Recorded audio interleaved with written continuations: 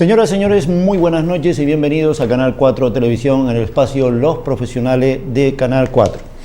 Nuevo gobierno municipal, nuevo gobierno regional, nuevo gobierno cabildicio, pero desgraciadamente los mismos problemas, o al menos el mismo problema.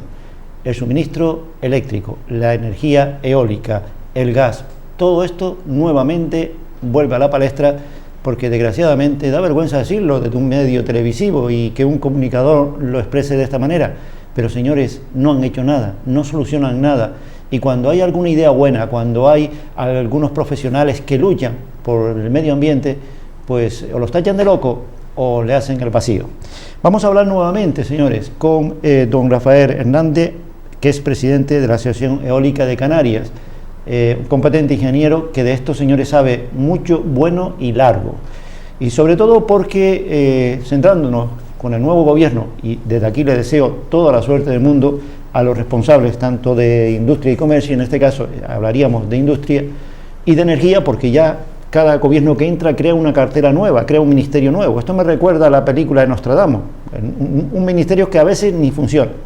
Bueno, pues queremos empezar precisamente, primero, Rafael, buenas noches, bienvenido de nuevo, creo que la tercera, y dice que la tercera no va a la vencida. No, espero que haya más, Esperemos que haya más, hombre, desde luego con lo que los políticos nos dan y con el panorama que vemos no va a haber más, va a haber el ajedrez completo. Y muchas gracias por la invitación. Muy bien, para nosotros es un placer porque tú eres técnico, eres ingeniero y nosotros somos legos en la materia, nuestros telespectadores también, la mayor parte son legos y quieren en un lenguaje popular y sencillo, como has hecho siempre, que le explique la situación. Vamos a ver, acabamos de inaugurar un nuevo Parlamento Canario, tenemos un nuevo gobierno autónomo, yo desde aquí le deseo la mayor suerte del mundo, pero ya curiosamente no han esperado a esos 100 días de confianza para decir, bueno, vamos a aprender de los errores del pasado, corregirlo, y si no podemos corregirlo, aminorarlo, empezar a contactar con los profesionales que de esto entiende para eso.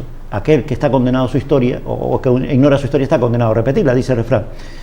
Unas declaraciones recientes, prácticamente no llevan ni 2 días, del nuevo consejero en la materia, en la que habla de, sí, energía renovable, pero que tiene que ser compatible con el gas o que puede convivir perfectamente con el gas.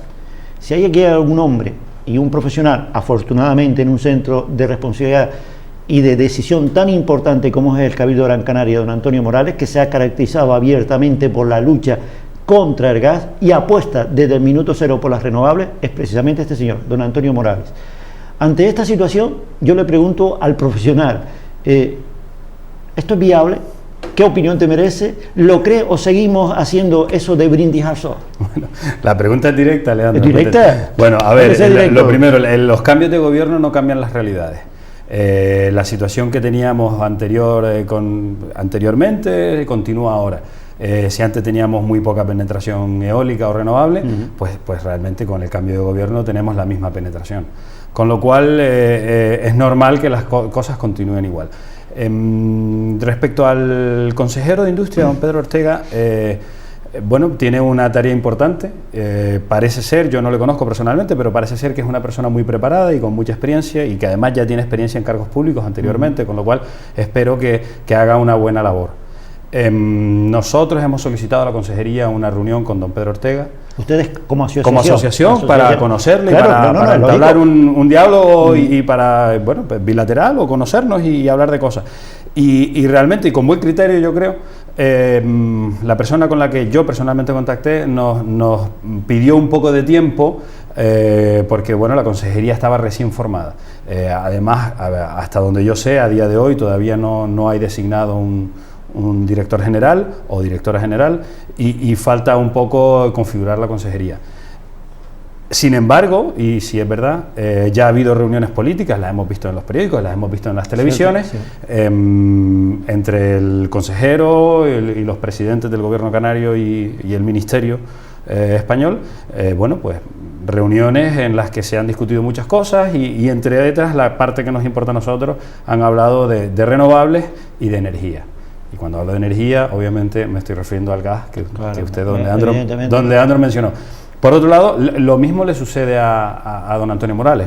que el cambio de presidente en el Cabildo no cambia la realidad. Don Antonio Morales, no por cambiar la cara, resulta que todo ahora va a ser diferente. Don Antonio Morales ahora tiene una labor muy importante que hacer por delante y al igual no, o más que Pedro, pues también tiene experiencia, es un señor que tiene un largo recorrido y es un gran defensor de las renovables, siempre lo ha sido, y ahí está la prueba que el propio municipio de Agüimes y en general la Mancomunidad del Sureste se ha llevado varios premios por la energía renovable, tanto a nivel eólico nacional como alguno pequeño internacional. Por lo tanto, efectivamente, don Antonio Morales es un convencido de las renovables, como lo soy yo, y bueno, tendremos que ver cómo entablar un diálogo y cómo conseguir, contrastar datos. Ahora sería el momento ideal porque están arrancando. Exacto. Y además nosotros lo deseamos. En Canarias... ¿Eres entonces partidario de decir, vamos a darle esos famosos 100 días de confianza que habitualmente decimos los que trabajamos en emisora de radio, se lo damos a los alcaldes municipales? o la renovable no, en eso no existe. En el mundo la renovable no es 100 días. No existe. Las pautas políticas no las conozco muy bien. ¿sí? Pero es la tradición. Es la tradición. Pero aunque las pautas políticas sean las que tengan que ser, lo cierto es que es verdad que ha salido un debate en la prensa a raíz de esto. Incluso creo que don Antonio Morales se reúne este sábado con el presidente del Gobierno de Canarias para hablar, entre otras cosas, supongo que de este tema, y me resulta sorprendente que a tan pocos días de los nombramientos, que no ha pasado casi ni un mes, este debate haya tomado un volumen. O sea, lo que antes había costado años, ahora en cuestión de meses prácticamente, ni eso. Ha tomado un volumen y una dimensión para mí exagerada. ¿Y eso es bueno o es malo para el mundo de las renovables? Para el mundo de las renovables es malísimo porque las renovables no necesitan de ninguna energía térmica. Las renovables, lo que necesitamos en Canarias es mucha renovable. No deberíamos estar hablando y ahora pensando en qué hacer con el gas o con el fuel o con el gasoil. Tenemos lo que tenemos, estamos en la situación en la que estamos y deberíamos estar hablando de cuántos molinos vamos a poner, cuántas placas vamos a poner, de qué manera vamos a hacer que la renovable esté mejor, de qué manera vamos a hacer que la renovable penetre mejor, de qué manera vamos a hacer que los ciudadanos puedan acceder a esa energía renovable, que la puedan participar de ella. Ese tendría que ser el debate. Y cuando ese debate haya tenido buenos frutos y resultados, entonces quizá nos tendremos que plantear otras cosas. ¿Qué hacer con la planta de generación convencional? ¿Qué hacer con las redes de transporte? ¿Qué hacer con otras cosas? Pero lo primero que tenemos que hacer es mucha renovable. O sea, la raíz de la casa es la renovable y luego podemos construir todas las habitaciones que queramos. Sí, más o menos, para que nuestros telespectadores lo entiendan. Sí, en la situación actual y en el paradigma actual, la renovable es la que tiene todo el futuro. No nos quepa la menor duda que el mundo será 100% renovable. Bueno, el mundo tiene que caminar tiene que ser 100% renovable. Eso no nos quepa la menor duda. Entonces tenemos que ir hacia ese objetivo. Claro. Y por supuesto lo tenemos que hacer paso a paso y conforme la tecnología la tenemos. Ahora mismo hay tecnología suficiente existente para conseguir penetraciones de renovables muchísimo mayores. De decir, tenemos tecnología, pero ¿tenemos dinero? También. Porque recuerdas que una de las preguntas que te formulé la última vez que estuviste aquí fue el desencanto de muchísima gente que había arriesgado su dinero, que por estos quehaceres y estos vaivenes, pues unos habían aburrido, otros estaban a la espera de una nueva normativa y otros habían desistido totalmente. ¿Sigue siendo ese panorama igual? ¿O hay ya cierto brote verde? Los promotores están apostando. A mí, incluso a nivel personal, me sorprende porque estamos hablando de 1 millón de euros. Parece una apuesta arriesgada, pero ahora mismo, el otro día, don Pedro Ortega lo mencionó, que había 97 megavatios eólicos en trámite administrativo y, por lo tanto, en algún momento ojalá se terminen colocando. Aparte tenemos la parte del concurso que está ahí un poquito anquilosada Y bueno, y también se habla de los 300 millones que se van a invertir en Canarias para la regasificadora. Que no decían que eran 600, sino 300 en Tenerife y 300 en Gran Canaria. Ayer mismo el compañero Paco Olivares, uno de sus contertulios, un conocido político de Santa Lucía, mencionaba sobre esto, hablaba sobre esto. ¿En qué estamos? ¿En qué situación estamos? A ver, un megavatio eólico instalado cuesta 1 millón de euros, aproximadamente. 300 millones de euros serían 300 megavatios. En este momento, si instalas 300 megavatios en la isla de Gran Canaria, tendríamos un problema, porque serían demasiados. Tendríamos tanto problema tenemos por retraso como por adelanto. Por exceso como por escasez. Es que esa inversión que plantean de 300 millones, yo le doy la vuelta, digo, bueno, plantéate esa inversión de 300 millones en eólica. Si instaláramos toda esa eólica, por la noche, los días ventosos, pues habría que parar algún parque. Claro. Y entonces habría que replantearse qué hacer con la energía sobrante de esos molinos, que ahora mismo eso no sucede. Entonces, ¿qué podemos hacer con la energía sobrante? Bueno, pues existen fórmulas. Antonio Morales propone Chira-Soria y otra... Sí, esa es otra forma alternativa. Una forma, y otra que yo creo que es también una forma que se debe plantear y se debe poner encima de la mesa, es replantearse un poco, casi hasta el modelo, cómo es la generación convencional,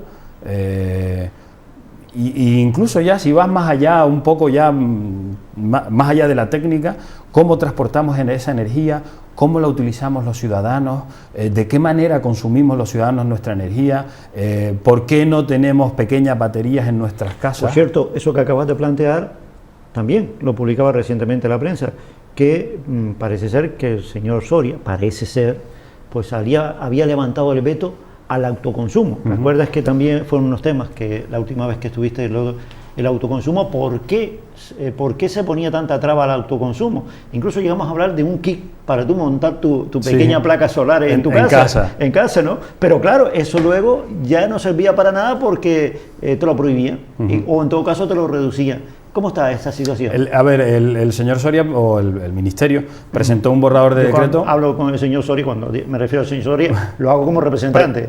Presentó un borrador de decreto, nosotros lo alegamos y lo alegaron un montón de asociaciones, incluso el gobierno de Canarias presentó alegaciones cuando todavía estaba Paquita Luengo en funciones. En ese Real Decreto había una disposición transitoria que reducía un peaje, un cargo, a las instalaciones de autoconsumo canarias hasta el 31 de diciembre del 2019. Al parecer, y por lo que he leído en la prensa o por lo que he escuchado en la radio, esa disposición transitoria se va a hacer indefinida. ¿Esto es bueno o malo? Bueno, esto es fantástico, es una buenísima noticia. El autoconsumo es una de las maneras que tenemos de reducir nuestros costes. Además es una manera muy eficaz, muy evidente y muy social, porque autoconsumo podemos ser todos, no tiene por qué ser un señor o un hotel o una institución, todos podemos tener autoconsumo en nuestras casas. Entonces, nos parece algo bondadoso. Bueno, realmente no debería haber ese decreto, pero ya que lo hay, dejar a Canarias de un lado me parece que es una idea muy acertada. Ahora bien, ese dejar a Canarias aparte, ¿es de corazón? ¿Es real? ¿Va a tener continuidad? ¿O como en otras ocasiones, luego a posteriores se pueden volver a cambiar las normativas y entonces... Entra un nuevo gobierno, te la vuelve a cambiar de nuevo y al final volvemos al punto cero o peor. Esa seguridad jurídica que fue menoscabada cuando se derogó el 661 y cuando empezaron los problemas, inicialmente con el ministro Sebastián y con la fotovoltaica, esa seguridad jurídica que ahora es una inseguridad jurídica, al ciudadano común, que es muy miedoso, le va a apetecer, aunque se lo permitan, le va a apetecer poner esa pequeña instalación en la azotea de su casa porque puede tener miedo de ese cambio. Haciendo un número calculaba sobre 5 o 6 mil euros estos pequeños kits más o menos. Creo recordar. Hombre, yo creo que no todo el mundo dispondrá de 6 mil euros, pero a la larga te los ahorras. A ver, a la larga hay kits de 300 euros hasta el que usted quiera. El que quiera. Cada uno, hombre, obviamente, entre sus posibilidades están dentro de sus posibilidades, pero no siempre el más caro es el que más ahorro te va a dar. Cada uno tiene unas circunstancias diferentes y la manera de consumir. ¿El autoconsumo qué es y cómo funciona? ¿Y cuánto me ahorras el bolsillo? Porque tuviste, claro, como ingeniero que eres de ciencia, hiciste el número y yo me quedaba asombrado lo que me ahorraba al año. Sí, a ver, por autoconsumo lo que me ahorraba al año. El autoconsumo en Canarias no tiene parangón. Y no tiene parangón ya no por lo que se ahorra el que se instala su propia placa, sino también por lo que ahorra al sistema en general. Es decir, a todos los españoles, tanto a los presupuestos generales del Estado como a todos los españoles en nuestras facturas, que pagamos un pequeño porcentaje, tanto un señor en Galicia como un señor en Andalucía, por los extracostes de territorios no peninsulares. Por lo tanto, por cada céntimo o euro que alguien que se instale un kit de autoconsumo ahorre, el resto de los españoles estamos ahorrando 4. Por lo tanto, es un gran negocio para el que se lo instala, pero es un negocio muchísimo mayor para el resto de España, que nos ahorramos en extracostes no peninsulares. Un kit de autoconsumo, básicamente estamos hablando de que uno en nuestra casa nos generemos nuestra propia energía y utilicemos nuestra propia energía dentro de nuestras casas. Obviamente, cuando hablamos de propia energía, siempre hablamos de energía renovable y la más conocida y fácil y escalable a nivel doméstico es sobre todo la solar y también la eólica. La eólica. El autoconsumo significa, con un kit de autoconsumo podemos utilizar todos los aparatos que tenemos en nuestra casa, desde un bombillo hasta la nevera, el televisor, el vídeo, el equipo de música, todo. Una cosita tan pequeña da para tanto. Bueno, a veces no son tan pequeños, Leandro. Por algo le llamarán kit, ¿no? A ver, el autoconsumo como tal existe hace muchos años. Cuando me hablas de kit, yo siempre me imagino, bueno, un kit, estamos acostumbrados a la cajita con un kit. De repente es yo nunca lo he visto. Te confieso que nunca lo he visto. El autoconsumo como tal existe desde hace muchos años. Sí. Eso no es ninguna novedad. El gran problema que tenían todos estos kits era el almacenaje. El consumo que tenemos los humanos que trabajamos durante el día fuera de casa suele ser por la noche. Por la noche al llegar a casa y a esas horas pues no hay sol. Entonces el punto débil de todas estas instalaciones siempre era en las baterías. Las baterías eran caras, pesadas, difíciles de mantener, contaminantes y con pocos ciclos de carga. Eran algo que daban muchos problemas. Era el punto débil de siempre de estas instalaciones. Ahora, gracias a las investigaciones, se están fabricando baterías de litio. Bueno, las baterías de litio se fabrican hace tiempo, pero ahora se están fabricando a precios competitivos. Ya están en los vehículos, ¿no? Algo de esto. Mi coche eléctrico tiene baterías de litio, tu portátil tiene baterías de litio. Habla también de lo que decías antes, que son muy caras. Ya no. Esa es la gran ventaja.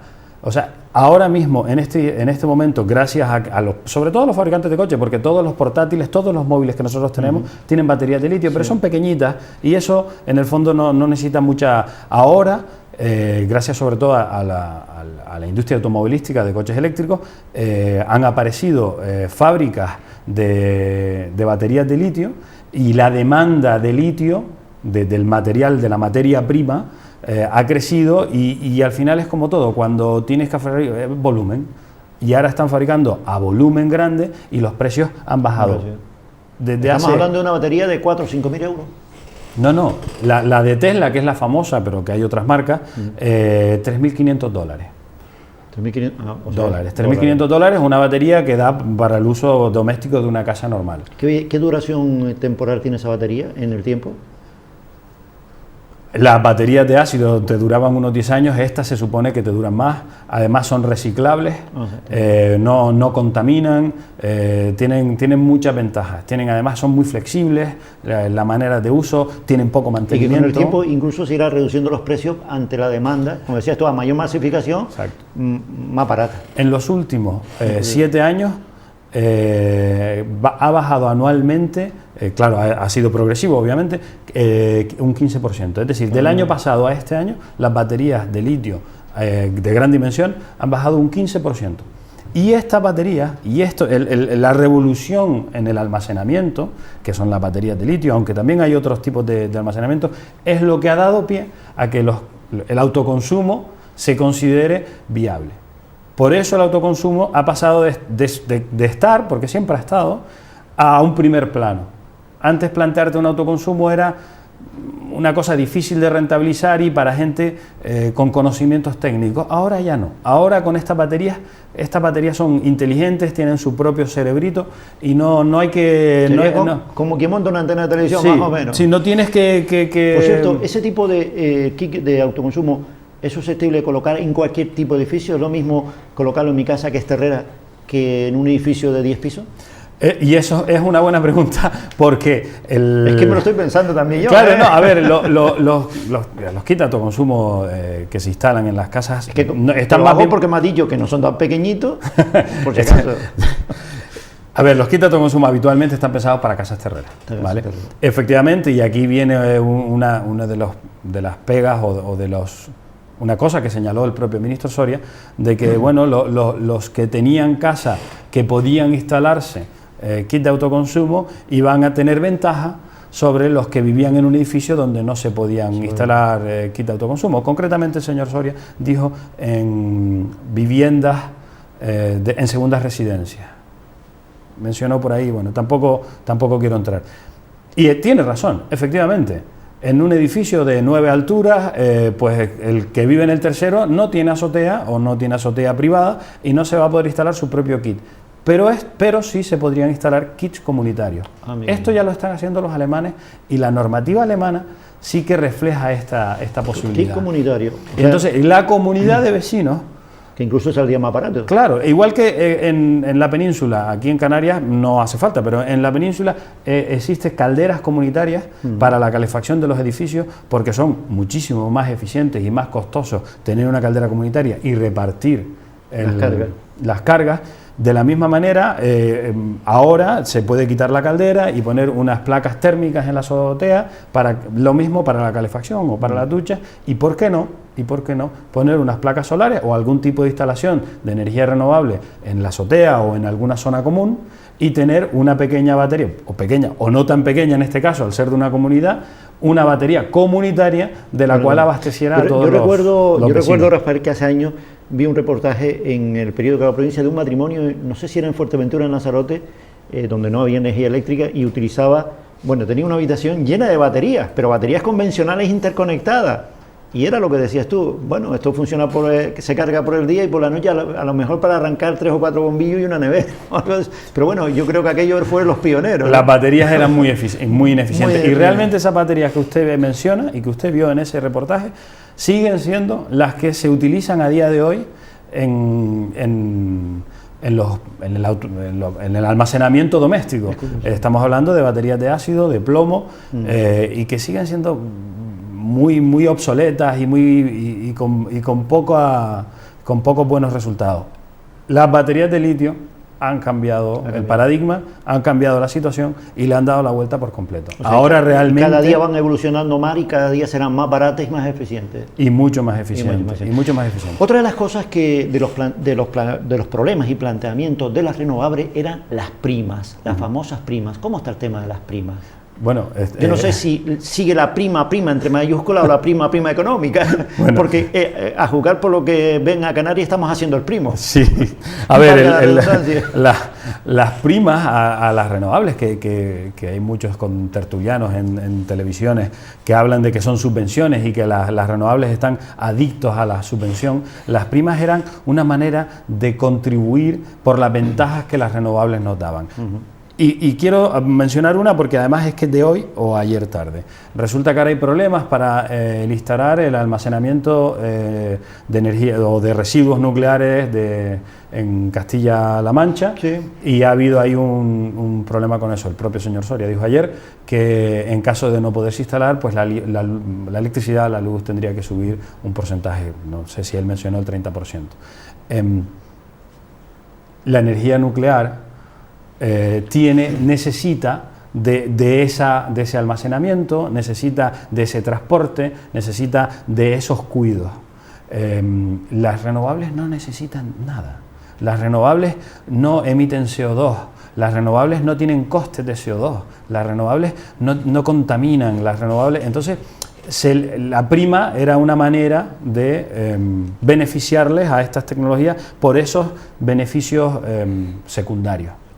Actualmente en Canarias no hay parques eólicos o hay muy poco, algún molino que se haya instalado posterior al 2004, que tenga algún tipo de prima o algún tipo de remuneración diferente de la del pool. Por lo tanto, todos los parques que usted ve en esta isla de Gran Canaria, al sur, en el sureste, o que usted está viendo en Juan Grande... Venimos de Juan Grande hacia Las Palmas y vemos eso.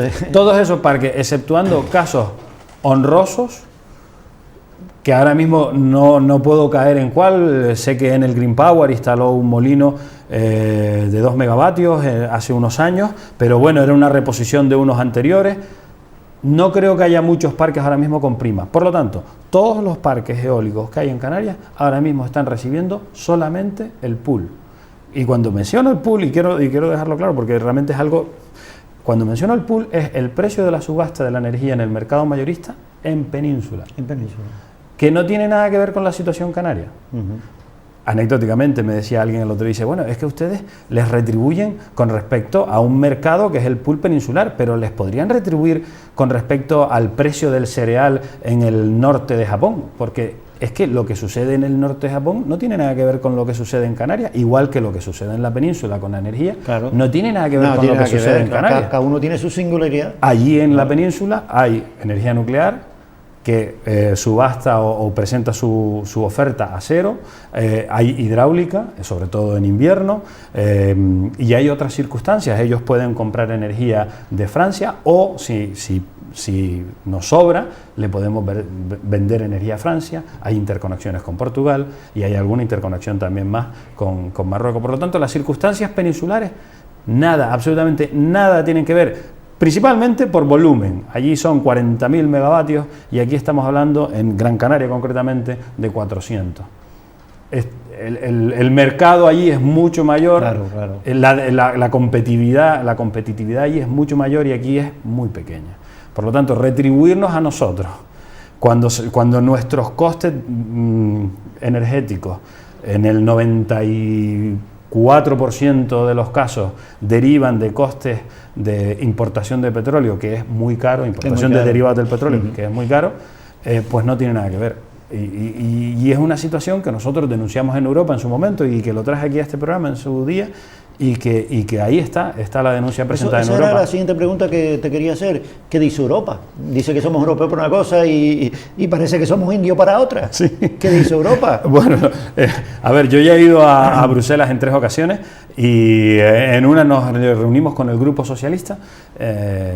Bueno, estaba encabezado por el exministro don José Blanco para hablar de autoconsumo y de renovables. Fue un buen gesto, espero que ahora se termine cuajando en algo más interesante. Con respecto a nuestra denuncia, allí sigue su curso, los trámites son lentos, pero bueno, ahí están.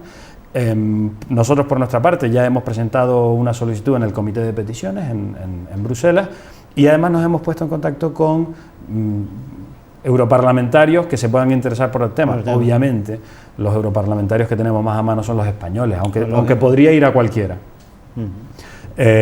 Y los europarlamentarios con los que hemos contactado han sido muy receptivos. Y además no solo han sido muy receptivos, sino que están muy de acuerdo en la denuncia que nosotros hemos presentado y están colaborando. ¿Que trajiste aquí la última vez? La traje aquí la última vez. Digamos, la presentante de sociedad. Sí. La presentante. Y esa denuncia es la que está ahora. Está ahí. Y todavía sigue terminando. Bueno, el abogado que nos ayudó a prepararla nos dijo que aproximadamente 4 años. Bueno, no importa, más vale tarde que nunca. Señores, así termina la primera parte de los profesionales de Canal 4. Hoy hablamos con don Rafael Martel, presidente de la Asociación Eólica de Canarias. Parece ser, a juzgar por lo que estamos oyendo, que poquito a poco, lentamente pero sin pausa, algo empieza a cambiar. Ojalá. Volvemos en unos minutos.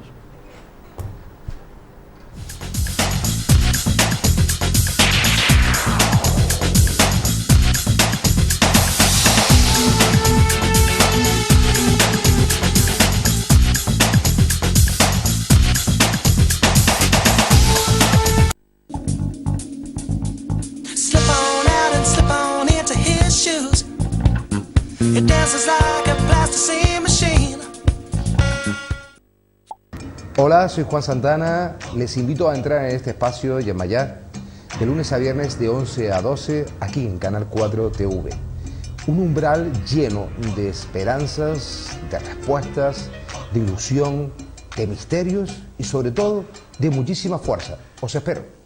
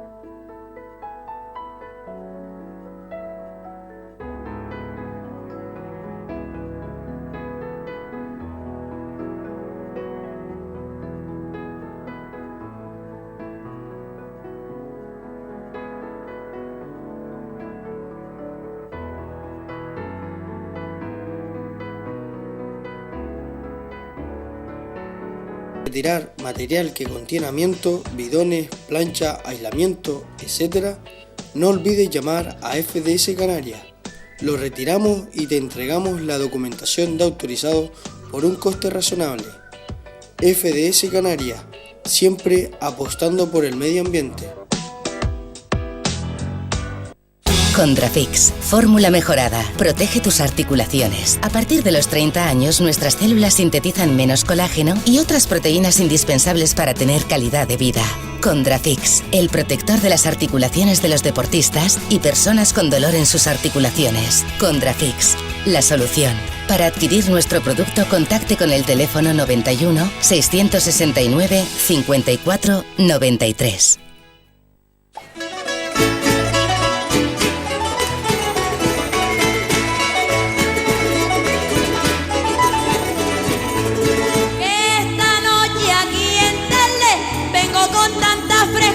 Por si ustedes no lo saben, vengo de Fuerteventura.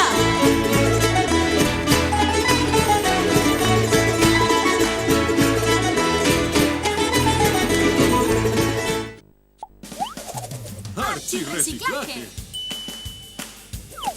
Hola chicos, mi madre me ha dicho que traiga este perfume a los contenedores para reciclar. Y es complicado porque tiene varios materiales. A ver, Archie, demuéstrame lo que sabes. A ver, un caso difícil. Varios materiales, frasco de vidrio, tapa de metal y caja de cartón. Este es un caso para Archie el reciclador. Vamos a poner cada cosa en su sitio. Veo que le pones interés, Archie. Ese es el espíritu.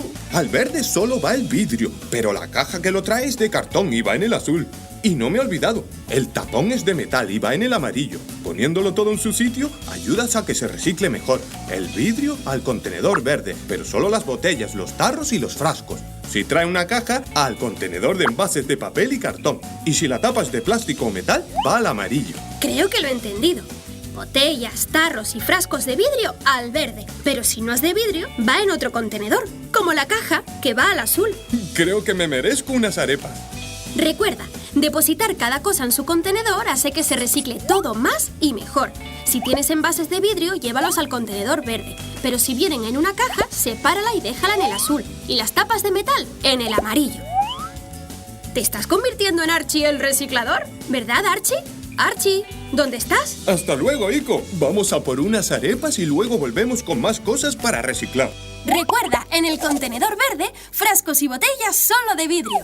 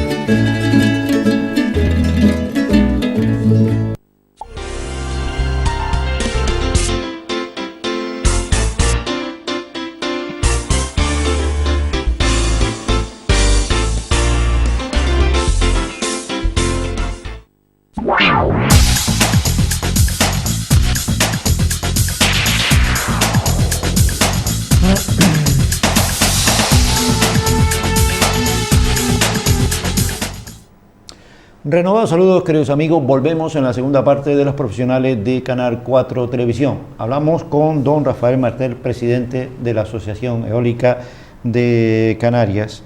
Y continuamos con el tema porque, señores, como él dice, ni será la tercera ni será la cuarta. Es un tema en la que ya lleva desde hace tiempo la prensa escrita, pues eso, publicando todo lo que se pueda y todos los medios de comunicación, pues ocupándonos, porque, señores, las renovables, sea la que sea, es el futuro.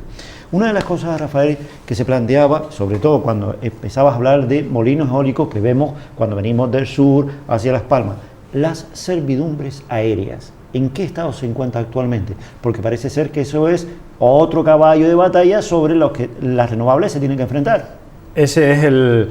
y en Canarias, imagínate la singularidad tan cerquita. Eso bueno, desgraciadamente en esta isla de Gran Canaria tenemos el viento donde está el aeropuerto. Exactamente. A ver, eso es un problema humano y no es un problema técnico. ¿Y a qué me refiero con esto? Me refiero que gracias el ser humano ha inventado métodos técnicos para solucionar esas interferencias. El problema es que no se están llevando a cabo. No se están llevando a cabo, no sabemos muy bien por qué. ¿En qué situación estamos con respecto al tema de servidumbres aeronáuticas? Con respecto a, te iba a decir hace 6 meses, pero prefiero decirte con respecto al 2007, estamos exactamente igual. No ha habido absolutamente ningún avance, no ha habido ninguna mejora y no ha habido ningún cambio y bueno, vamos a ver si ahora sucede algo, pero será sorprendente, me sorprenderá a mí mismo. Todo sigue igual. Todo sigue igual. Ahora mismo los problemas de las interferencias, que son reales y que existen, tienen soluciones y tienen soluciones técnicas. De hecho, el propio fabricante del radar o de la instalación que da servicio a los aeronáuticos, nosotros lo trajimos aquí a Canarias. Nosotros los invitamos y les presentamos el problema. Y él presentó varios métodos para solucionarlo y ejemplos de otros aeropuertos en el mundo donde con la tecnología que ellos habían implementado en sus propios equipos habían solucionado problemas similares. Sin mover los molinos. Sin mover los molinos, moviendo el DEVOR o moviendo el software o cambiando algunos parámetros. Le preguntamos cuánto costaría hacer ese cambio. Pero en Canarias. En Canarias. Y en Canarias él nos comentó, hombre, no quiso ser específico, pero nos comentó que bueno, que era un poco variable, pero alguien nos dijo inicialmente que aproximadamente 1,5 millones de euros, y él lo desmintió y dijo que bastante menos. En Canarias gastamos quemando fuel o quemando fósiles. Gastamos de más, cuando hablo gastamos de más, gastamos que luego no recuperamos en el pago de nuestras facturas, 3 millones de euros diarios. Los canarios aportamos al déficit de tarifa 3 millones de euros al día. Cada molino que instalemos, cada instalación renovable que instalemos, va a reducir esos 3 millones.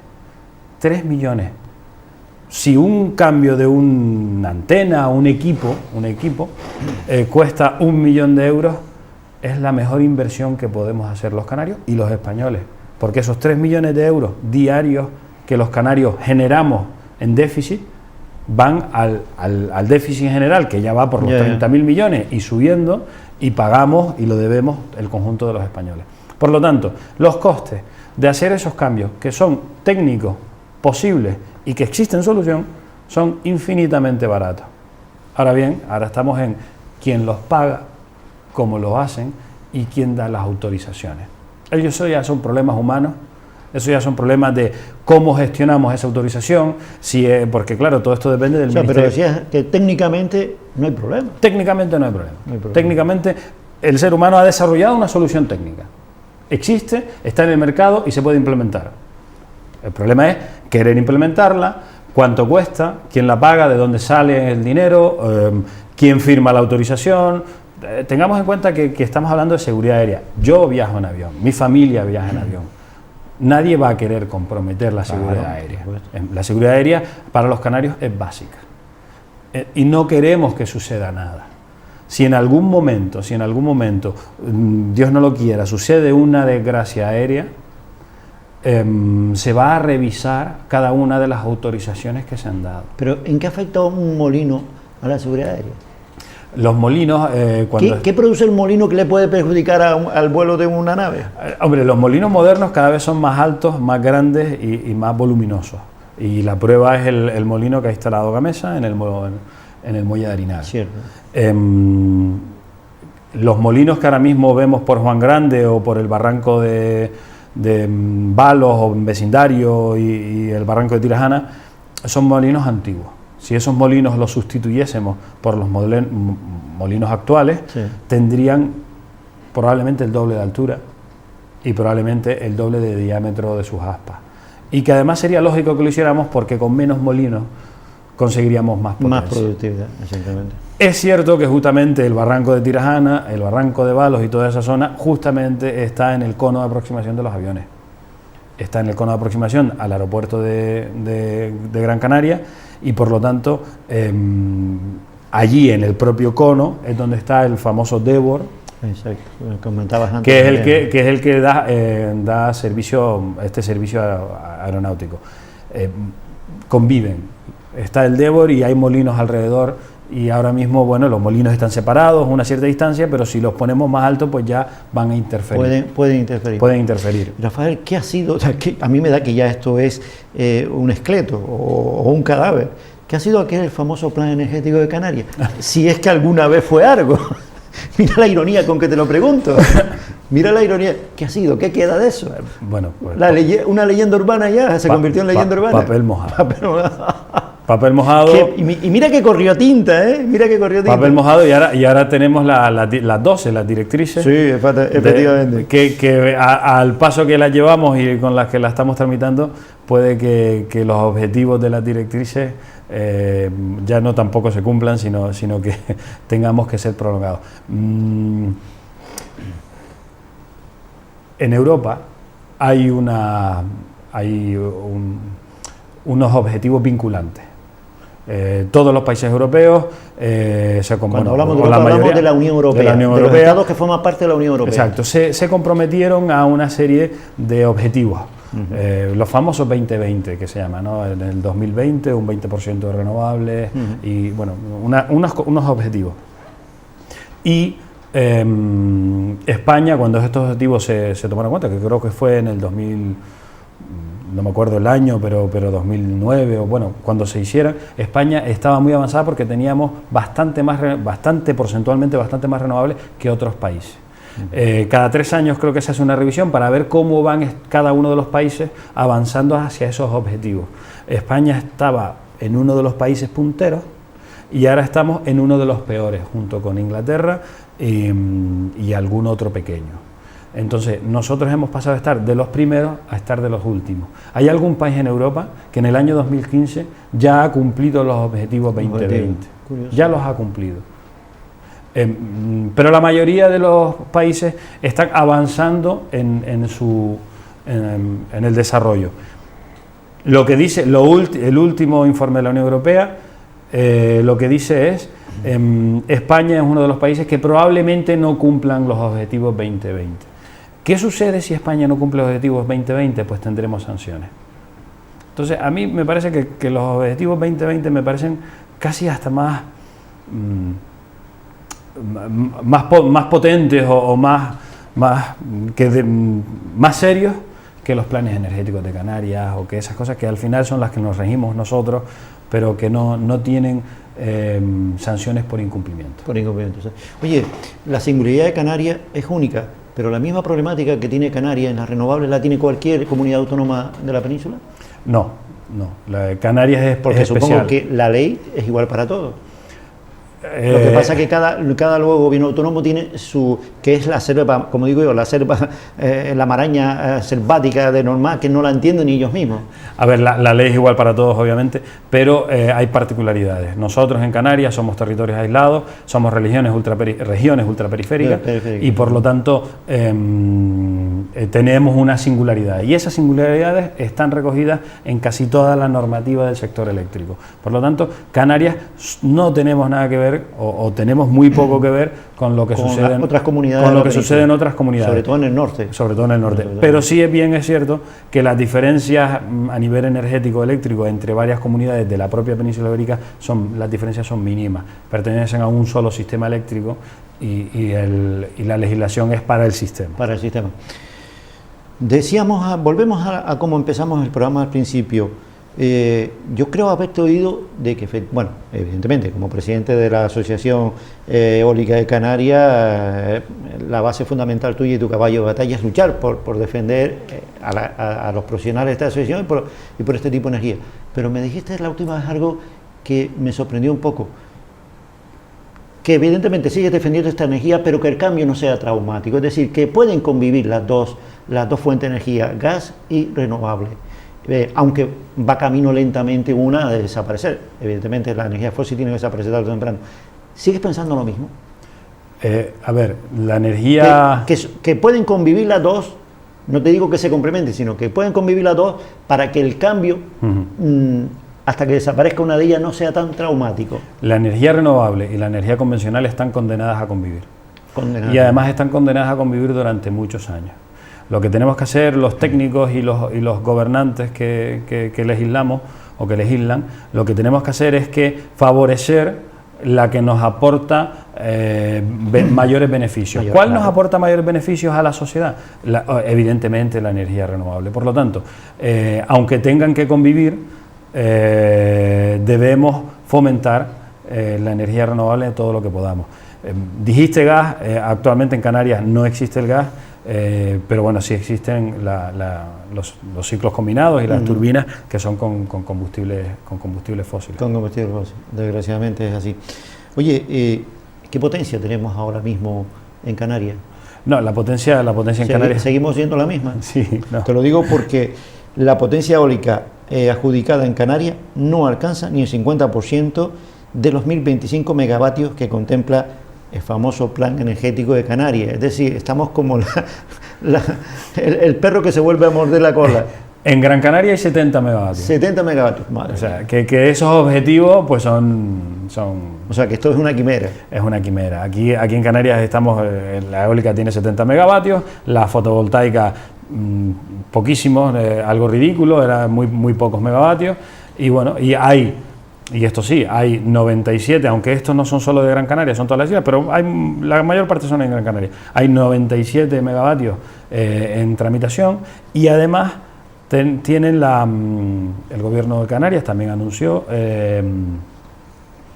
plantas de biomasa en el puerto. Por cierto, parece que empieza ahora a hablarse de biomasa. Y esa planta de biomasa es de 70 megavatios. La biomasa es una energía, la biomasa es quemar.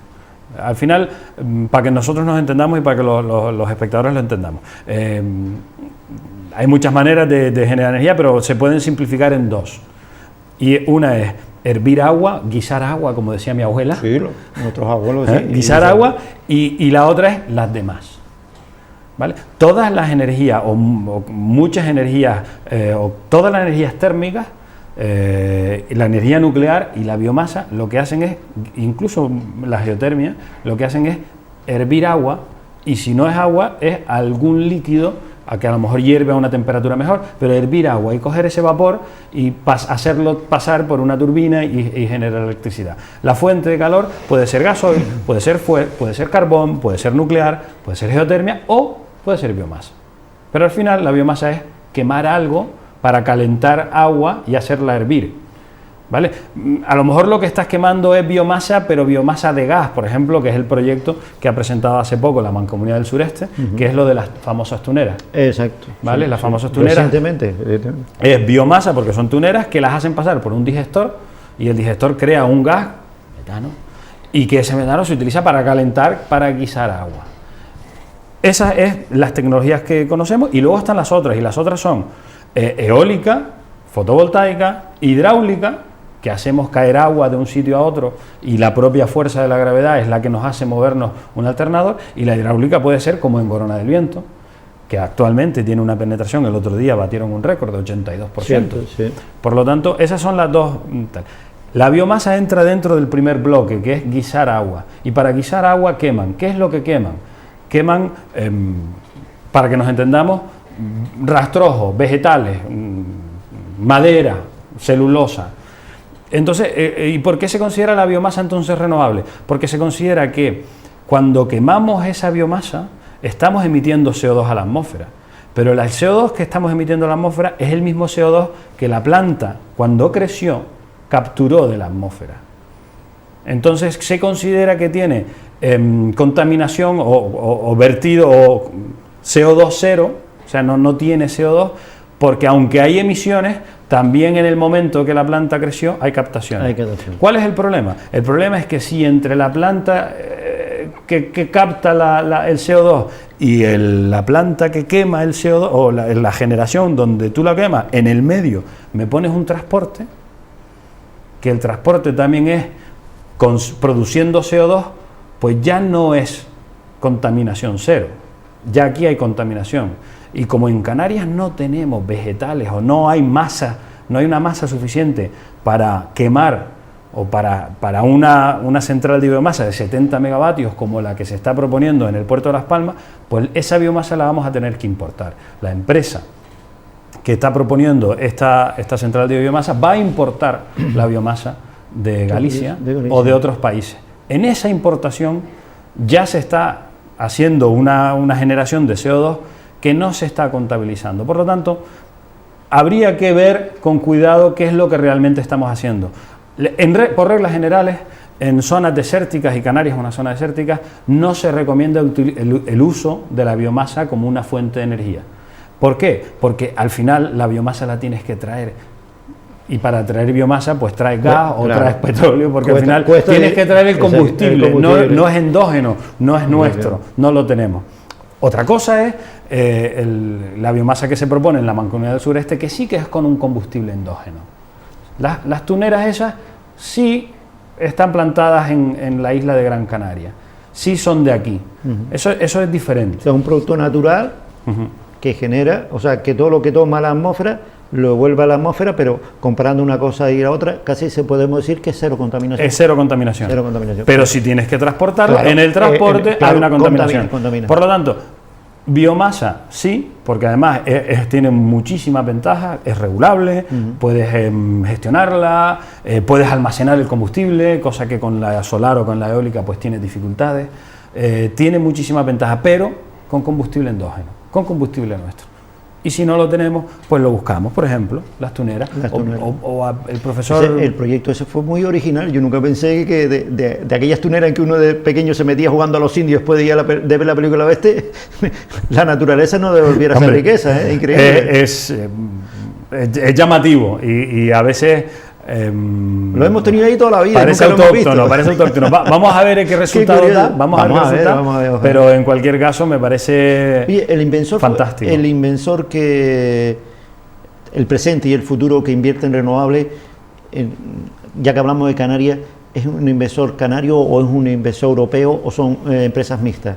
Por ejemplo, tú presides una asociación de profesionales ¿qué hay en esa asociación? Hay de todo, capital europeo, capital canario, capital peninsular. Bueno, básicamente o sociedades los promotores hasta este momento normalmente somos pequeñas pymes radicadas aquí en Gran Canaria. Fundamentalmente el sector de la ingeniería. Sí, bueno, hay de todo, hay agricultura, algún sector turístico, alimentación, pero pequeñas pymes, no son grandes empresas. Y luego siempre el gran promotor eólico en Canarias es en el Green Power. ¿Vale?